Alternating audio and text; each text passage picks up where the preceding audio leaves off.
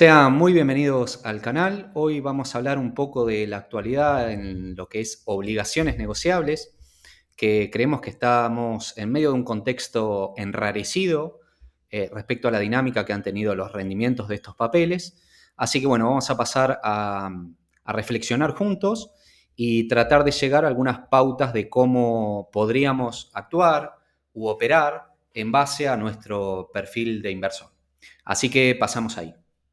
Déjame invitarte, si sos cliente de Invertir Online o de Balance, podés vincularte a nuestro servicio de asesoría sin ningún tipo de recargo ni comisión adicional. Seguís operando como lo hacías habitualmente. Y si querés ver en más profundidad sobre qué consta nuestro servicio, te dejo un link acá arriba sobre un video que hemos hecho al respecto. Los esperamos.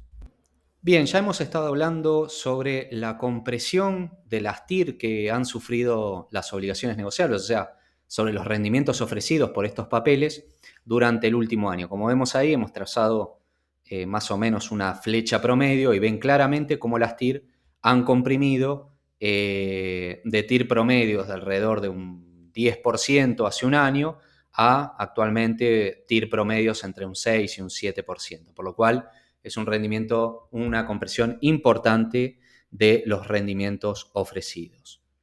Esta dinámica se ha visto aún más distorsionada o con mayor compresión en estos últimos días, ¿no? Si acá vemos los últimos 15 días, podemos ver cómo esta compresión se ha acentuado, ¿sí? Principalmente a partir acá del 19 y 20 de marzo, donde vemos claramente un escalón descendente en lo que son las TIR generales de las obligaciones negociables, ¿no? Cada linita de esta representa las TIR evolutivas de cada una de las obligaciones negociables, ¿no? Esto estamos haciendo un análisis general.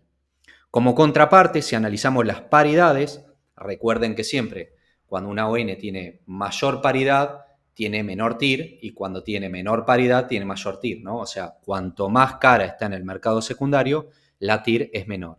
Y acá vemos claramente, si analizamos las paridades de las obligaciones negociables, como vemos un escalón ascendente, ¿no? Se ve clarito, acá se los encuadré, en ese 19-20 de marzo, donde vemos claramente el aumento de las paridades, que obviamente es concordante con la reducción de las TIR. Entonces, en un contexto enrarecido donde ya veíamos una compresión constante y dinámica de las TIR en el último año, bueno, han comprimido aún más en estos últimos 3 o 4 días, ¿no? Entonces, bueno, algo a seguir y a reflexionar del por qué.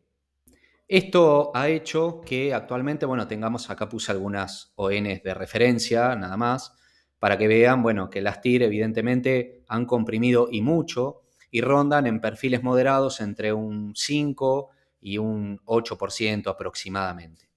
Les puse dos casos puntuales para que lo vean de manera individual. Fíjense la evolución de la TIR que ha tenido durante el último año, la ICA 6 de YPF. Fíjense que, se movía en TIR, podemos hablar promedio, entre un 10 y un 11%, y se ha ido comprimiendo en el último año, y esto se ha pronunciado en estos últimos días, como les mostraba en el gráfico general previamente, ¿no?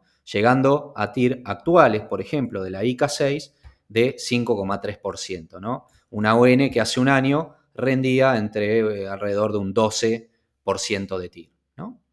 Otro caso paradigmático, el de Aeropuertos Argentina 2000, misma situación. Fíjense que durante el último año comprimió de manera importante la TIR ofrecida y en estos últimos días, de nuevo, una compresión importante respecto a lo que venía teniendo de TIR, ¿sí? Fíjense que pasó de un año a la fecha de rendir alrededor de un 10% a rendir en rangos del 7,2%. Así que bueno, esto para que lo vean de manera puntual e individual en dos emisiones. Bueno, y en este punto me podrán decir, bueno, ¿y cuál es el problema? O sea, tal vez la macro del país mejoró, el riesgo país bajó, por lo cual es normal que los rendimientos de la renta fija disminuyan. Bueno, acá les pongo una pauta de referencia para que reflexionemos juntos, ¿no? Acá les puse para que comparen los rendimientos de la renta fija que puse como paradigmas locales, comparados con los rendimientos de bonos corporativos de empresas de Estados Unidos, ¿no? Desde ya, calificaciones crediticias a nivel internacional muy superiores a las calificaciones crediticias a nivel internacional de los bonos corporativos argentinos, ¿no? Entonces, desde el punto de vista, ¿no? Sin desmerecer, obviamente, el perfil crediticio y las empresas argentinas, pero es extraño, ¿sí? Ver, por ejemplo, a los bonos corporativos de Bank of America estar rindiendo más que un bono corporativo de Cresud, ¿no? Siendo Cresud una excelente empresa, nadie dice que no, pero es una empresa, un bono corporativo de un país standalone, ¿no? Ni siquiera es un país emergente. Otro ejemplo, ¿no? Arcor, rindiendo 4,54%, lo mismo. Arcor es una excelente empresa, pero si lo ponemos en relación, fíjense que McDonald's está pagando más, está ofreciendo una TIR mayor, ¿sí? a Arcor, lo cual, bueno, hace un poco de ruido, ¿no? O casos como Pampa, ¿no? Pampa Energía, que está rindiendo una TIR del 2,6%, lo cual es la mitad de la TIR ofrecida por un bono, por ejemplo, del JP Morgan, ¿sí? Entonces, hace un poco de ruido ver esta comparativa con bonos corporativos en países desarrollados y ver TIR similares o incluso menores a nivel local. También podemos hacer la comparativa, ¿no? Con bonos del Tesoro de Estados Unidos, ¿no? Bonos que se consideran técnicamente libres de riesgo, ¿no? Risk free. Desde ya, porque se consideran libres de riesgo, porque los bonos del Tesoro de Estados Unidos pagan en dólares, que es la moneda que emiten ellos mismos. Bien, y acá podemos ver la comparativa, por ejemplo, de nuevo Arcor, de nuevo, excelente empresa, sin descalificar a Arcor, pero es un bono corporativo de un país subdesarrollado y está rindiendo lo mismo que un bono del Tesoro a 10 años del Tesoro norteamericano, ¿no? Lo cual, de nuevo, hace un poco de ruido y llama a la reflexión, ¿sí? ¿Qué es lo que estamos pagando, ¿no? A la hora de elegir estas obligaciones negociables con estos rendimientos ofrecidos? Si te interesa seguir capacitándote, te invitamos a nuestra tienda online, donde vas a encontrar nuestros cursos de capacitación, tanto en aprender a invertir en obligaciones negociables, como así también el curso de análisis fundamental orientado a la valoración. Si estás interesado, entras a nuestra tienda online, vas a tener la dirección en pantalla, como así también el link en la descripción de este video, y ahí en nuestra tienda online van a poder encontrar información, videos informativos, temarios y costos de los mismos. Así que los esperamos. Entonces, bueno, esto un poco lo hemos hablado en entregas anteriores, pero podemos reflexionar sobre si podría ser que estemos en una burbuja local de renta corporativa, ¿no? Y cuáles podrían ser las posibles causas que estén generando esta situación, ¿no? Por un lado, bueno, recordar que si vemos el tipo de cambio actual ajustado por inflación, es el dólar más barato, entre comillas, que hemos tenido durante muchos años, como así también la brecha reducida, la brecha mínima que tenemos hoy entre el MEP y el oficial, también puede estar hablando de eso dólar barato, de nuevo, entre comillas, ¿no? Entonces, puede ser que haya un proceso de dolarización, ya sea por empresas o individuos, que están aprovechando este tipo de cambio favorable para dolarizarse, pero hacerlo vía indirecta a través de activos dolarizados como son las obligaciones negociables y de esa manera generar también cierta cobertura cambiaria, lo cual podría estar aumentando en parte la demanda en estos activos. Otro punto que podría estar afectando o generando esta burbuja local es la falta de instrumentos que arbitren, digamos, los rendimientos de las obligaciones negociables. Por un lado, bueno, tenemos los bonos soberanos argentinos, pero no se pueden considerar del mismo perfil de riesgo, tienen otro tipo de volatilidad, por lo cual, digamos que son una especie distinta y no arbitran de ninguna manera los rendimientos de las obligaciones negociables, ¿no? Nadie va a hacer cobertura en bonos soberanos, por ejemplo. Tampoco tenemos elementos de inversión externo que arbitren los rendimientos del exterior con respecto a lo local, ¿no?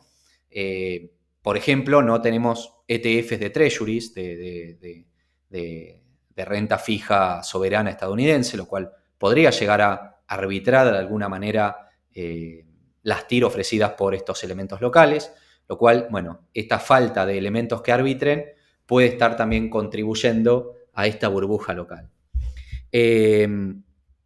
Respecto a lo de los últimos días, también creemos que puede llegar a tener que ver con el ajuste a la nueva normativa que han planteado en algunos instrumentos de renta fija, los cuales antes eran lámina mínima de 1, de 1000, por ejemplo, y y múltiplos mínimos de 1, y ahora hay que ajustarlos según, los múltiplos mínimos a las láminas mínimas. Por lo cual, eso también ha hecho, en parte, tal vez, aumentar la demanda en este tipo de activos para corregir esos nominales y llevarlos al múltiplo correspondiente, ¿no? Creemos que eso también fue lo que hizo comprimir la TIR en estos últimos 3 o 4 días, que justamente coincide con la salida o el anuncio de esta normativa. Y por último, bueno, también puede haber un poco de lo que es el cambio de la política macro a nivel país, la baja del riesgo país, la baja de la política de tasas de referencia, lo cual también podría estar contribuyendo en menor medida a la compresión de las TIR de manera general. Como sea, igualmente creemos que es para reflexionar, cada cual lo hará de manera individual, de si estamos o no en una burbuja local de renta fija corporativa, por lo explicado previamente. Bien, y lo más importante, ¿qué conducta podemos tomar ante esta situación? Obviamente, si coinciden con mi análisis respecto a esta especie de burbuja de renta fija. Y acá lo vamos a dividir según el perfil de inversor, ¿no? Según sean conservadores, moderados o más agresivos. Aquel inversor conservador que invierte en renta fija, en obligaciones negociables, lo que le interesa es cubrirse, hacer cobertura cambiaria, dolarizarse, y las TIR actuales le sirven. Por ejemplo, ven una emisión de una obligación negociable que está rindiendo un 7% de TIR, le sirve, va a finish, no le interesa cómo se mueva el precio del papel en el corto o mediano plazo, bueno, no tiene más que seguir armando posición, siempre y cuando esas TIR le sirvan. Ya yendo a un perfil más moderado, bueno, la sugerencia o tal vez una alternativa para actuar en este tipo de perfiles sería mantener las posiciones. Obviamente, si uno armó posición previamente en una obligación negociable que tenía una TIR determinada, supongamos un 10%, y va a finish, bueno, eso no le afecta, ¿no? Obviamente, si uno permanece invertido, esa es la TIR que va a tener o el rendimiento que va a tener, ¿no? Recuerden que la renta fija tiene un flujo de fondos determinado que ya está preestablecido. Eso no cambia. Por eso, el rendimiento de una obligación negociable es una función de lo que paguen en el momento de compra. Así que lo que ya armaron posición desde un perfil moderado, debieran mantenerlo, ¿sí? Ahora, ¿qué pasa desde un perfil moderado con ese nuevo capital que va ingresando, ese nuevo excedente de dinero que nosotros queremos destinar a inversiones? Bueno, lo que podrías hacer o lo que se podría hacer o lo sugerido podría ser ese nuevo capital que ingresa en pesos, dolarizarlo a través de dólar MEP y quedar separado en dólares, ¿no? Armar liquidez en dólares y tomar una conducta expectante viendo qué pasa en el corto o mediano plazo con respecto a las TIR, ¿no? Si este contexto local cambia y si las TIR vuelven a expandir, podríamos estar armando a futuro posición en obligaciones negociables a mejores TIR con esos dólares que acumulamos hoy.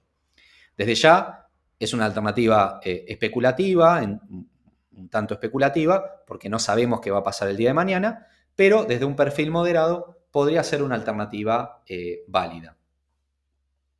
También desde un perfil moderado, en caso que tengan la posibilidad de girar dinero a una cuenta en el exterior, una comitente del exterior, podrían hacer una rotación de renta fija local, o sea, de obligaciones negociables a nivel local, a renta fija extranjera, ¿sí? Ya sean, por ejemplo, bonos del Tesoro de Estados Unidos o bonos corporativos de Estados Unidos, ¿no? Pero bueno, para esto, desde un perfil moderado, deberían tener la posibilidad de girar ese capital a una cuenta comitente del exterior. Y por último, desde un perfil agresivo, ¿sí?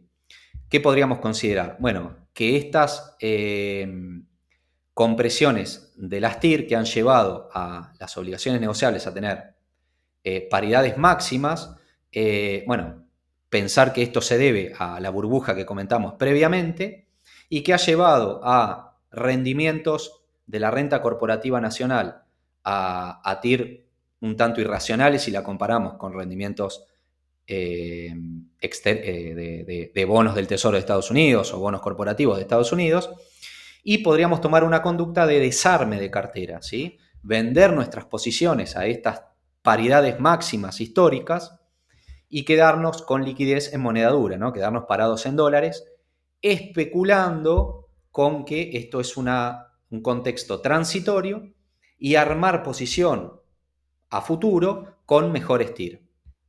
Repito, esto es para un perfil agresivo porque es una jugada, es puramente especulativa. Nosotros no podemos asegurar que las TIR actuales van a expandir en el futuro.